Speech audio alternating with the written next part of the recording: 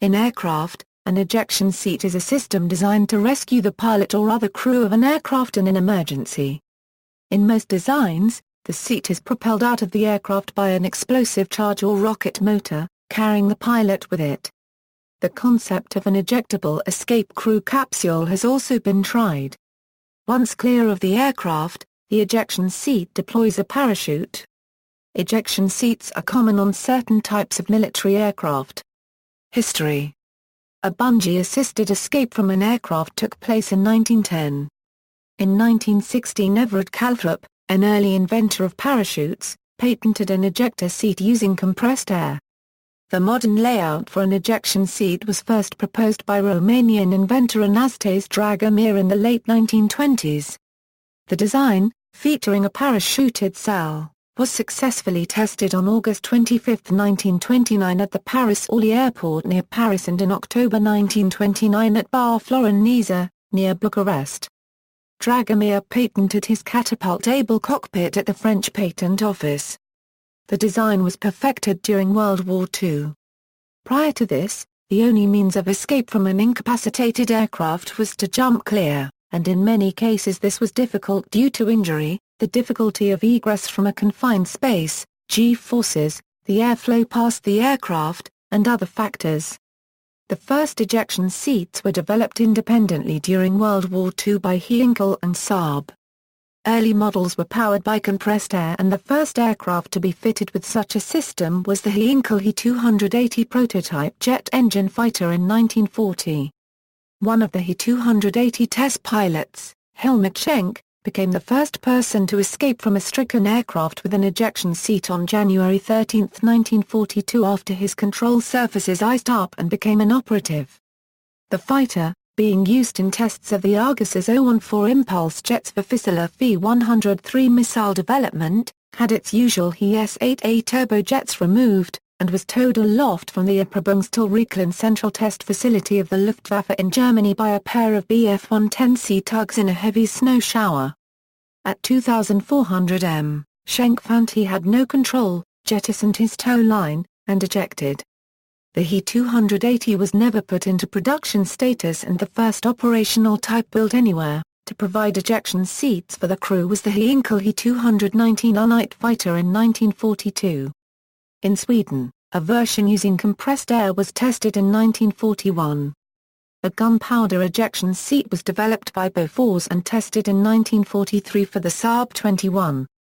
The first test in the air was on a Saab 17 on February 27, 1944, and the first real use occurred by Lieutenant Bengt Johansson on July 29, 1946, after a mid-air collision between a J-21 and a J-22. As the first operational military jet in late 1944 to ever feature one, the lightweight Heinkel He-162A Spores featured a new type of ejection seat, this time fired by an explosive cartridge. In this system, the seat rode on wheels set between two pipes running up the back of the cockpit. When lowered into position, caps at the top of the seat fitted over the pipes to close them. Cartridges, basically identical to shotgun shells, were placed in the bottom of the pipes, facing upward. When fired, the gases would fill the pipes, popping the caps off the end, and thereby forcing the seat to ride up the pipes on its wheels and out of the aircraft. By the end of the war, the Dornier Do 335 failed primarily from it having a rear-mounted engine powering a pusher propeller located at the aft end of the fuselage, presenting a hazard to a normal bailout escape and a few late-war prototype aircraft were also fitted with ejection seats. After World War II, the need for such systems became pressing, as aircraft speeds were getting ever higher, and it was not long before the sound barrier was broken. Manual escape at such speeds would be impossible. The United States Army Air Forces experimented with downward ejecting systems operated by a spring, but it was the work of Sir James Martin and his company Martin-Baker that was to prove crucial. The first live flight test of the Martin-Baker system took place on July 24, 1946, when fitter Bernard Lynch ejected from a Gloucester Meteor Mk3 jet. Shortly afterward, on August 17, 1946, First Sergeant Larry Lambert was the first live U.S. ejectee. Lynch demonstrated the ejection seat at the Daily Express air pageant in 1948, ejecting from a Meteor. Martin Baker ejector seats were fitted to prototype and production aircraft from the late 1940s, and the first emergency use of such a seat occurred in 1949 during testing of the jet-powered Armstrong Whitworth AW-52 experimental flying wing. Early seats used a solid propellant charge to eject the pilot and seat by igniting the charge inside a telescoping tube attached to the seat. As aircraft speeds increased still further, this method proved inadequate to get the pilot sufficiently clear of the airframe. Increasing the amount of propellant risked damaging the occupant's spine, so experiments with rocket propulsion began. In 1958, the Convair F-102 Delta Dagger was the first aircraft to be fitted with a rocket-propelled seat. Martin Baker developed a similar design, using multiple rocket units feeding a single nozzle. The greater thrust from this configuration had the advantage of being able to eject the pilot to a safe height even if the aircraft was on or very near the ground. In the early 1960s, deployment of rocket-powered ejection seats designed for use at supersonic speeds began in such planes as the Convair F-106 Delta Dart. 6 pilots have ejected at speeds exceeding 700 knots. The highest altitude at which a Martin Baker seat was deployed was 57,000 feet following an accident on July 30, 1966 in the attempted launch of a D-21 drone. 2 Lockheed M-21 crew members ejected at Mach 3.25 at an altitude of 80,000 feet. The pilot was recovered successfully, but the launch control officer drowned after a water landing. Despite these records, most ejections occur at fairly low speeds and altitudes, when the pilot can see that there is no hope of regaining aircraft control before impact with the ground. Late in the Vietnam War, the U.S. Air Force and U.S. Navy became concerned about its pilots ejecting over hostile territory and those pilots either being captured or killed and the losses of men and aircraft in attempts to rescue them. Both services began a program titled Aircrew Escape Rescue Capability or Aerial Escape and Rescue Capability Ejection Seats, where after the pilot ejected, the ejection seat would fly him to a location far enough away from where he ejected to where he could safely be picked up.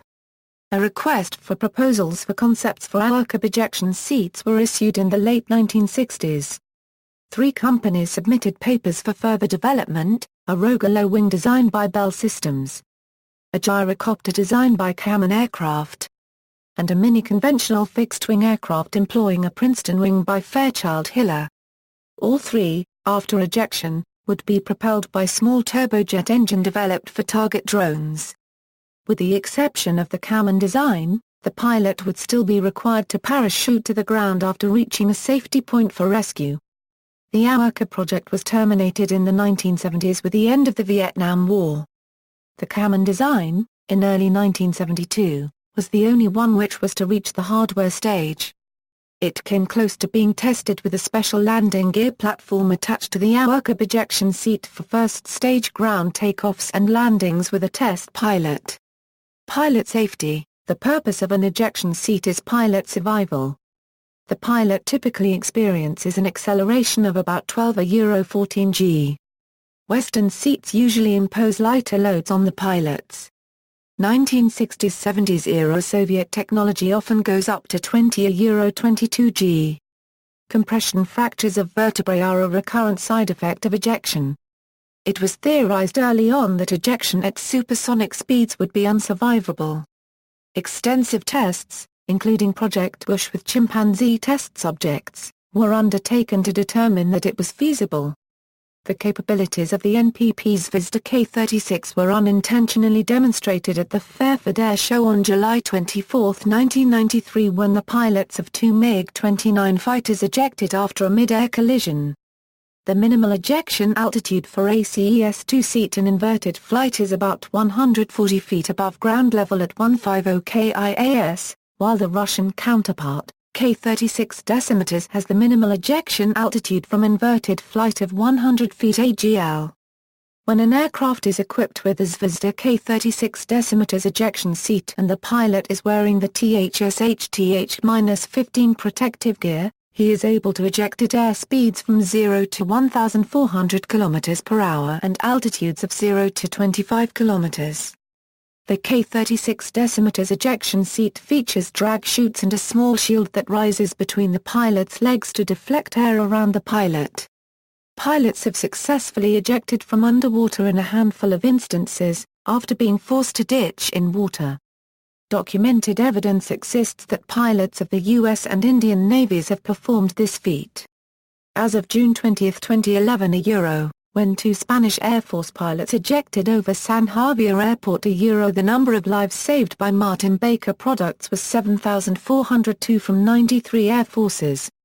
The company runs a club called the Ejection Tie Club and gives survivors a unique tie and lapel pin. The total figure for all types of ejection seats is unknown, but may be considerably higher. Early models of the ejection seat were equipped with only an overhead ejection handle which doubled in function by forcing the pilot to assume the right posture and by having him pull a screen down to protect both his face and oxygen mask from the subsequent air blast. Martin Baker added a secondary handle in the front of the seat to allow ejection even when pilots weren't able to reach upwards because of high G-force. Later the top handle was discarded because the lower handle had proven easier to operate and the technology of helmets had advanced to also protect from the air blast. Egress systems. The standard ejection system operates in 2 stages. First, the entire canopy or hatch above the aviator is opened or jettisoned, and the seat and occupant are launched through the opening. In most earlier aircraft this required 2 separate actions by the aviator, while later egress system designs, such as the Advanced Concept Ejection Seat Model 2, performed both functions as a single action. The ACES-2 ejection seat is used in most American-built fighters. The A-10 uses connected firing handles that activate both the canopy jettison systems, followed by the seat ejection. The F-15 has the same connected system as the A-10 seat. Both handles accomplish the same task, so pulling either one suffices. The F-16 has only one handle located between the pilot's knees, since the cockpit is too narrow for side-mounted handles. Non-standard egress systems include downward track, Canopy Destruct and through Canopy Penetration, drag extraction, encapsulated seat, and even crew capsule. Early models of the F-104 Starfighter were equipped with a downward track ejection seat due to the hazard of the T-tail. In order to make this work, the pilot was equipped with spurs, which were attached to cables that would pull the legs inwards so the pilot could be ejected. Following this development, some other egress systems began using leg retractors as a way to prevent injuries to flailing legs, and to provide a more stable center of gravity. Some models of the F-104 were equipped with upward ejecting seats. Similarly, 2 of the 6 ejection seats on the B-52 Stratofortress truss fired downward, through hatch openings on the bottom of the aircraft. The downward hatches are released from the aircraft by a thruster that unlocks the hatch, while gravity and wind remove the hatch and arm the seat. The 4 seats on the forward upper deck fire upwards as usual. Any such downward firing system is of no use on or near the ground if aircraft is in level flight at the time of the ejection. Aircraft designed for low-level use sometimes have ejection seats which fire through the canopy, as waiting for the canopy to be ejected is too slow. Many aircraft types use Canopy Destruct systems, which have an explosive cord embedded within the acrylic plastic of the canopy. The MDC is initiated when the eject handle is pulled, and shatters the canopy over the seat a few milliseconds before the seat is launched. This system was developed for the Hawker Siddeley Harrier family of VTOL aircraft as ejection may be necessary while the aircraft was in the hover, and jettisoning the canopy might result in the pilot and seat striking it. This system is also used in the T-6 Texan II and F-35 Lightning II. Through Canopy Penetration is similar to Canopy Destruct, but a sharp spike on the top of the seat, known as the shell tooth, strikes the underside of the canopy and shatters it.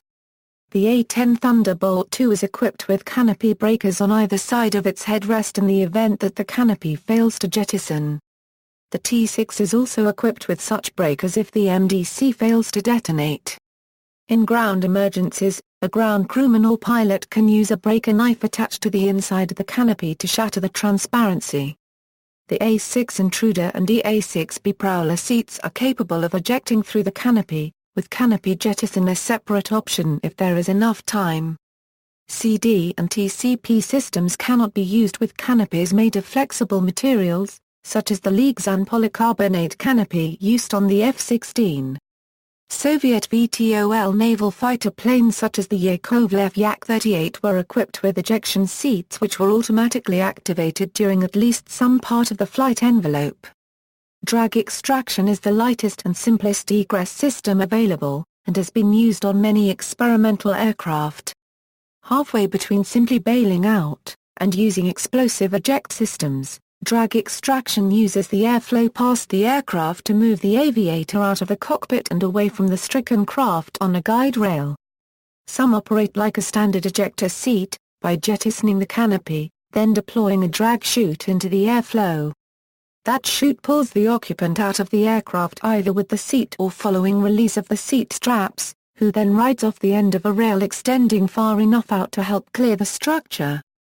In the case of the Space Shuttle, the astronauts would have ridden a long, curved rail, blown by the wind against their bodies, then deployed their chutes after free-falling to a safe altitude. Encapsulated seat egress systems were developed for use in the B-58 Hustler and B-70 Valkyrie supersonic bombers. These seats were enclosed in an air-operated clamshell, which permitted the aircrew to escape at air speeds and altitudes high enough to otherwise cause bodily harm. These seats were designed to allow the pilot to control the plane even with the clamshell closed, and the capsule would float in case of water landings. Some aircraft designs, such as the General Dynamics F-111, do not have individual ejection seats, but instead, the entire section of the airframe containing the crew can be ejected as a single capsule. In this system, very powerful rockets are used, and multiple large parachutes are used to bring the capsule down, in a manner similar to the launch escape system of the Apollo spacecraft. On landing, an airbag system is used to cushion the landing, and this also acts as a flotation device if the crew capsule lands in water. =00 ejection seat equals A00 ejection seat is designed to safely extract upward and land its occupant from a grounded stationary position, specifically from aircraft cockpits. The 00 capability was developed to help aircrews escape upward from unrecoverable emergencies during low altitude and or low speed flight, as well as ground mishaps. Before this capability, ejections could only be performed above minimum altitudes and air speeds. 00 technology uses small rockets to propel the seat upward to an adequate altitude and a small explosive charge to open the parachute canopy quickly for a successful parachute descent, so that proper deployment of the parachute no longer relies on airspeed and altitude. Other aircraft, the Kamov Ka-50, which entered limited service with Russian forces in 1995, was the first production helicopter with an ejection seat. The system is similar to that of a conventional fixed-wing aircraft, however the main rotors are equipped with explosive bolts to jettison the blades moments before the seat is fired. The Lunar Lander Research Vehicle Training Vehicle used ejection seats. Neil Armstrong ejected on May 6, 1968. Joe Algranti and Stuart M. Present, later. Early flights of NASA's Space Shuttle, which used Columbia, were with a crew of 2, both provided with ejector seats, but the seats were disabled and then removed as the crew size was increased. Columbia and Enterprise were the only 2 shuttle orbiters fitted with ejection seats. The Soviet shuttle Buran was planned to be fitted with K-36RB seats, but it was unmanned on its single flight. The seats were never installed. The only spacecraft ever flown with installed ejection seats were the Space Shuttle, the Soviet Vostok and American Gemini series.